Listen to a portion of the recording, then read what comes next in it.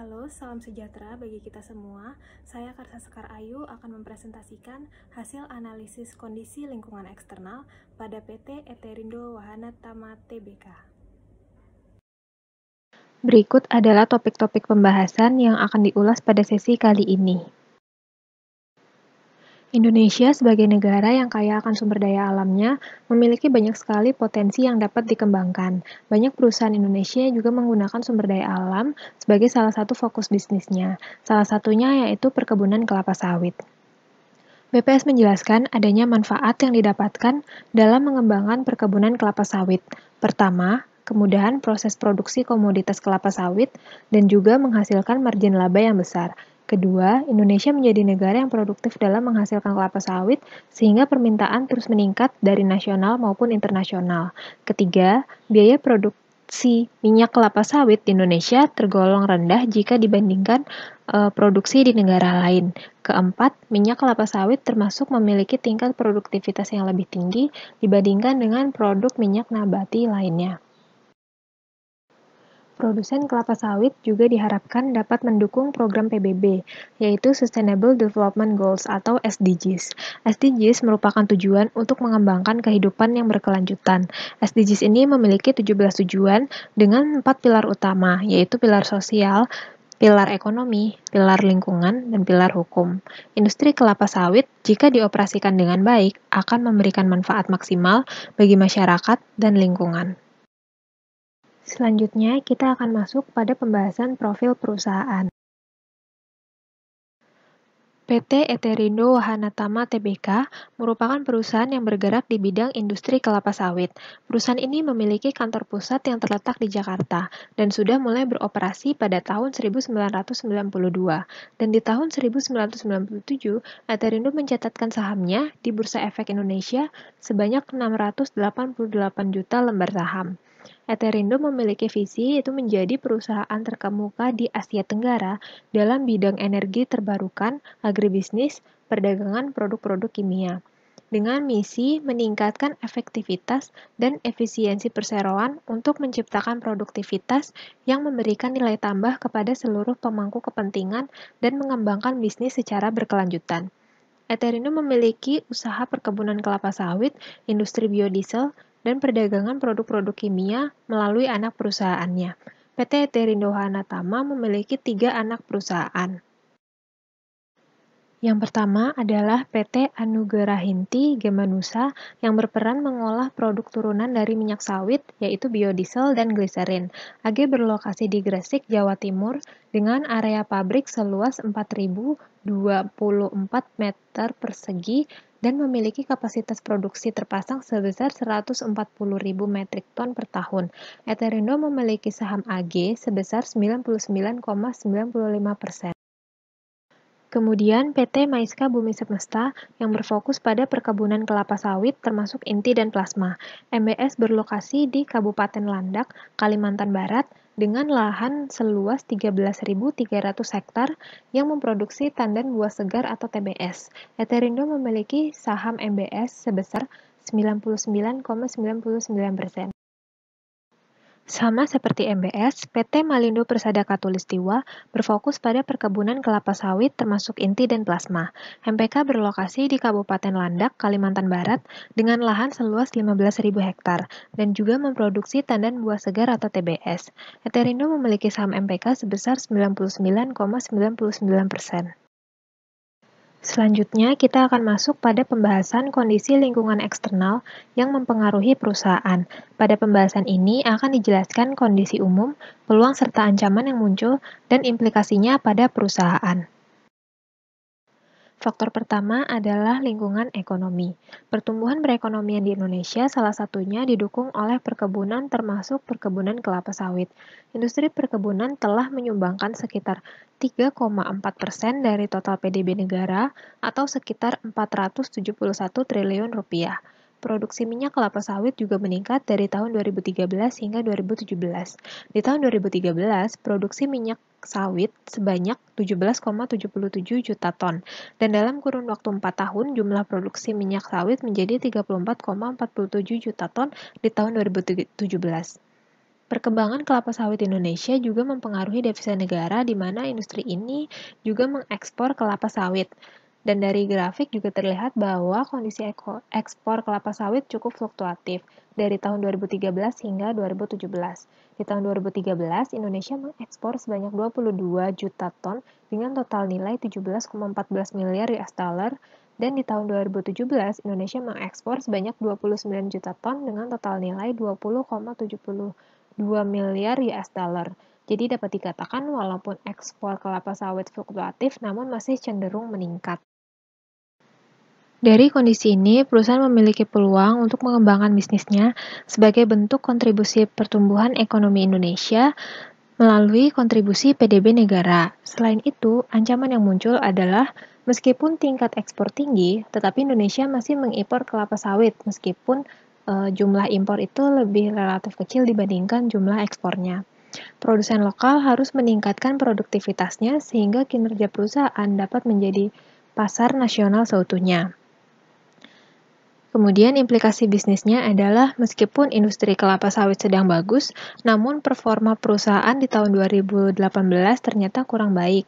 Hal ini ditunjukkan dengan kerugian yang dialami perusahaan sebesar 137,5 miliar rupiah, dan kerugian ini secara keseluruhan disebabkan karena beban pokok penjualan, beban keuangan, dan rugi selisih kurs. Di tahun 2018, perusahaan berada dalam proses untuk memasuki pasar mancanegara dengan melakukan ekspor, dan upaya yang telah dilakukan adalah mempersiapkan kerjasama dengan pemasok bahan baku sehingga harga ekspor dapat lebih tinggi. Selanjutnya yaitu lingkungan hukum bisnis Indonesia. Pemerintah mengeluarkan sertifikasi kualitas kelapa sawit yang bersifat wajib, yaitu ISPO atau Indonesian Sustainable Palm Oil, dan sertifikasi yang bersifat sukarela seperti RSPO atau Roundtable Sustainable Palm Oil yang berstandar internasional. Pemerintah juga mengatur hak guna usaha atau HGU di dalam perundangan. HGU ini adalah hak untuk mengusahakan tanah milik negara untuk digunakan sebagai usaha pertanian, perikanan, dan peternakan. Dari kondisi ini kemudian muncul peluang di mana tingginya permintaan pasar akan produsen yang bersertifikat ISPO, dan kemudian muncul juga ancaman di mana ketika banyak permintaan terhadap perusahaan yang bersertifikat ISPO, maka pemerintah juga meningkatkan standar kriteria ISPO. Dan juga banyak produsen kelapa sawit yang sudah memenuhi berbagai macam sertifikasi, sehingga kualitas produk akan setara dan memberikan banyak pilihan bagi konsumen. Pada penerapannya, perusahaan menjalankan industrinya berdasarkan pada RSPO dan ISPO. Perusahaan juga memiliki sertifikasi standar kualitas nasional dari SNI, kemudian standar internasional USA, dan standar internasional Eropa. Selain itu, perusahaan juga memenuhi sertifikasi ISO 9001-2000 untuk standar internasional untuk sistem manajemen kualitas, ISO 14001-2015 untuk standar sistem manajemen lingkungan, dan OHSAS 18001-2007 untuk sistem manajemen keselamatan dan kesehatan kerja atau K3. Perkebunannya juga sudah mendapatkan HGU di tahun 2014 dengan lahan PT MBS seluas 13.300 hektar dan PT MPK seluas 15.000 hektar. Selanjutnya yaitu lingkungan demografi. Menurut BPS, jumlah penduduk Indonesia tahun 2010 sebanyak 237 juta jiwa dengan persebaran paling banyak di Pulau Jawa. Selain itu, survei penduduk antar sensus juga melakukan proyeksi untuk populasi manusia di Indonesia tahun 2020 sebanyak 269,6 juta jiwa, dengan usia produktif sebesar 185 juta jiwa atau sekitar 68% dari total populasi. Sedangkan usia yang sudah tidak produktif yaitu sejumlah 18 juta jiwa atau sekitar 6,7% dari populasi, sehingga dapat dikatakan kondisi ini adalah kondisi bonus demografi. Dari kondisi ini akan menyebabkan sumber daya manusia yang melimpah, sehingga industri kelapa sawit yang tadinya sudah menyerap sekitar 16 juta tenaga kerja dapat diharapkan meningkatkan penyerapan tenaga kerja. Kemudian juga muncul ancaman ketika pertumbuhan penduduk yang pesat dan tidak diseimbangkan dengan pertumbuhan ekonomi yang baik, maka akan berdampak pada kualitas sumber daya manusia itu sendiri. Pada penerapannya, perusahaan juga memberdayakan masyarakat sekitar lokasi untuk menjadi tenaga kerja. Secara keseluruhan, perusahaan memiliki karyawan sejumlah 55 orang karyawan tetap dan 191 karyawan harian, yang terdiri dari 40 orang pria dan 15 orang wanita. Juga karyawan dinominasi oleh usia produktif di mana 41 hingga 50 tahun sebanyak 24 orang dan 31 hingga 40 tahun sebanyak 23 orang. Dengan latar belakang pendidikan dari SMA 30 orang, dari S1 atau S2 sebanyak 17 orang, dan dari pendidikan D3 sebanyak 8 orang. Selanjutnya yaitu lingkungan sosial budaya. Indonesia merupakan negara dengan kontekstual dan kolektivitas yang tinggi. Meskipun penggunaan teknologi sangat mendukung produktivitas, namun masyarakat tetap mempertahankan komunikasi secara langsung atau komunikasi tatap muka. Di industri ini, terdapat pertimbangan penting dalam aspek sosial budaya. Pertama, penyerapan tenaga kerja masyarakat dan meningkatkan kesejahteraan dalam perusahaan. Kedua, kemampuan tenaga kerja yang berkembang dalam bentuk kemitraan inti plasma dan dalam bentuk kemitraan koordinasi, yakni integrasi strategi bisnis dengan akses teknologi. Dari kondisi ini muncul peluang di mana perusahaan dapat mendukung pilar sosial SDGs dan menerapkan nilai-nilai yang ada di masyarakat. Dan kondisi ini juga menimbulkan ancaman di mana di industri ini terkadang memicu penolakan karena masyarakat merasa dirugikan akibat pengaruhnya tanaman kelapa sawit di lingkungan sekitar. Pada penerapannya, perusahaan memiliki beberapa program sosial budaya.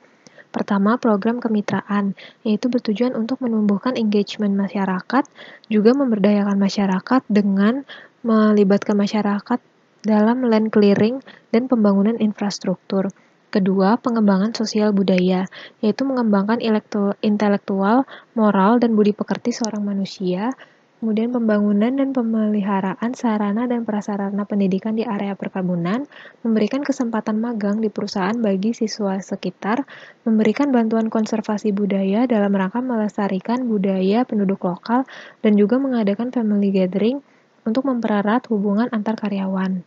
Yang ketiga, perusahaan juga selalu membuka peluang bagi setiap orang untuk menjadi bagian dari perusahaan tanpa adanya diskriminasi gender, dan memperhatikan keselamatan kerja karyawan dengan mensosialisasikan tentang pentingnya kesadaran akan K3. Perusahaan juga memberikan sarana dan prasarana yang sesuai dengan standar K3 dan memfasilitasi karyawan dengan memberikan pelatihan baik dari internal maupun eksternal perusahaan. Perusahaan juga memiliki sertifikat Zero Accident dari pemerintah Jawa Timur. Kemudian dari kondisi lingkungan alam. Kelapa sawit sudah ada di Indonesia sejak tahun 1848 yang bibitnya dibawa oleh orang Belanda. Tanaman ini dapat tumbuh subur di Indonesia karena kelapa sawit merupakan tanaman yang membutuhkan banyak penyerapan air, sehingga tanaman ini dapat tumbuh subur di area yang memiliki curah hujan tinggi seperti Indonesia. Berdasarkan laporan BPS pada tahun 2018, Indonesia sendiri saat ini tercatat ada 1.879 perusahaan kelapa sawit. Persebaran kelapa sawit Indonesia didominasi di Provinsi Sumatera Utara dengan jumlah 329 perusahaan, kemudian di Provinsi Kalimantan Barat dengan 319 perusahaan, dan di Provinsi Riau sebanyak 196 perusahaan. Seperti yang sudah disinggung sebelumnya, bahwa saat ini program SDGs juga sedang dilaksanakan. Industri ini dapat turut mendukung program SDGs dari sisi pilar lingkungan. Laporan SDGs Dunia menyatakan di tahun 2019, terjadi peningkatan emisi gas rumah kaca yang pada akhirnya menimbulkan perubahan iklim. Perkebunan kelapa sawit dapat menyerap 161 ton karbon dioksida per hektar setiap tahunnya serta menghasilkan sebanyak 18,7 ton oksigen setiap tahunnya. Dan juga mendukung pengurangan gas emisi dengan menjadi substitusi bahan bakar minyak bumi yaitu biodiesel. Kelapa sawit membutuhkan waktu tanam sekitar 3 hingga 5 tahun dari penanaman hingga masa panen dan memiliki masa produktif tanam kelapa sawit adalah 30 tahun. Kelapa sawit merupakan tanaman yang sangat bermanfaat, namun tanaman ini juga cukup beresiko bagi lingkungan. Tanaman ini menyerap air yang sangat banyak sehingga akan sulit untuk dapat menanam tanaman lain di sekitar perkebunan kelapa sawit. Selain itu, tanaman ini juga mengubah struktur dan komposisi tanah, dan sulit untuk mengembalikan struktur tanah tersebut. Pada penerapannya, perusahaan mengadakan CSR di bidang lingkungan, yaitu program bina lingkungan dengan tujuan meningkatkan kualitas lingkungan hidup di area sekitar pabrik serta tempat tinggal masyarakat lokal. Perusahaan juga memperhatikan kualitas kondisi lingkungan hidup masyarakat sekitar dan berupaya untuk terus memenuhi analisa dampak lingkungan. Perusahaan juga menerapkan sistem pengelolaan limbah terpadu dan upaya kelola lingkungan dan upaya pemantauan lingkungan. Sistem tersebut diterapkan di pabrik biodiesel dengan menggunakan unit pengolah limbah atau wastewater treatment untuk pengolahan limbah pabrik secara mekanik, kimiawi, dan biologis. Perusahaan juga melakukan perbaikan atau pembangunan infrastruktur jalan, saluran air, dan fasilitas sanitasi bagi masyarakat sekitar. Selanjutnya, dari pemaparan tersebut dapat diambil kesimpulan bahwa PT Eterindo Wahana Tama cukup adaptif terhadap perubahan lingkungan eksternal perusahaan. Meskipun berbagai kondisi lingkungan mempengaruhi kondisi perusahaan, tapi perusahaan terus memperbaiki kinerja. Salah satunya adalah perusahaan juga sudah mengupayakan untuk melakukan ekspor dan berupaya untuk menekan harga bahan baku. Di samping itu, ancaman yang dihadapi perusahaan cukup mempengaruhi perusahaan pada aspek perekonomian. Namun ancaman yang timbul dari aspek lainnya, perusahaan dirasa sangat mampu menangani permasalahan yang dihadapi. Salah satunya seperti membangun hubungan yang baik dengan masyarakat sekitar perkebunan. Perusahaan sudah mampu memberikan kualitas yang baik dari produk-produknya yang dilihat dari berbagai sertifikasi mutu yang didapatkan perusahaan. Hal ini disayangkan jika produktivitas perusahaan kurang baik di bidang lainnya. Perusahaan diharapkan dapat mengintegrasikan sistem manajemennya untuk mendukung pengambilan keputusan yang lebih komprehensif perusahaan dalam menghadapi bisnis. Demikian yang bisa saya sampaikan. Mohon maaf jika ada kesalahan dalam pengucapan dan penulisan. Kiranya analisis ini dapat bermanfaat bagi kita semua. Terima kasih.